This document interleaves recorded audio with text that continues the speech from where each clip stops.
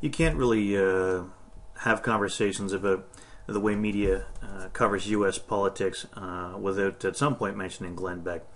And I did a couple of videos defending Glenn Beck, not necessarily defending what Glenn Beck was saying, although to be perfectly frank, there's lots he says I would be happy to defend, and may in fact do so in some other videos. But in this case, I was defending Glenn Beck from these boycotts to chase away his sponsors.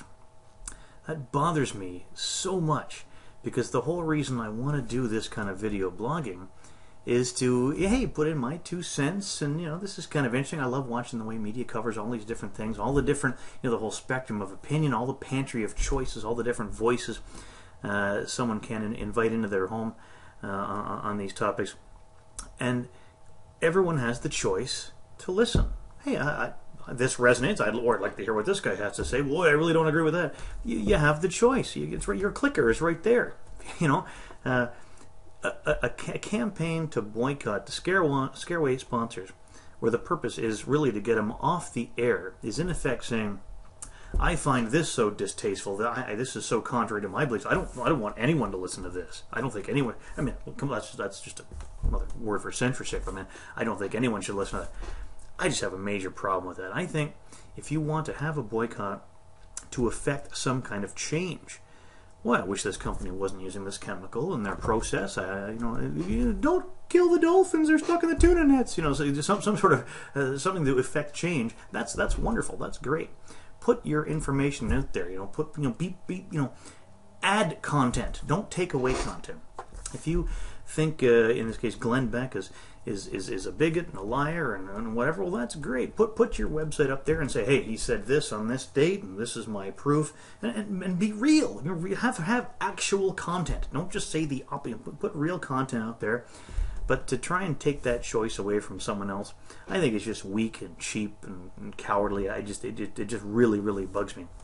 One of the responses to a video response, thank you for that, for one of my videos, said, or maybe it would have been a text response, doesn't matter, said, well, what if Glenn Beck was a Nazi? Would you still want him on the air? I mean, come on. Anyone can use that silly trap door in their argument for whatever you're talking about. Of some ridiculous, over-the-top hypothetical. Would people still buy Martha Stewart's kitchen products if she was cooking with human flesh? Ooh, it's a ridiculous hypothetical, and people don't base their decisions and their behavior in the real world on ridiculous hypotheticals.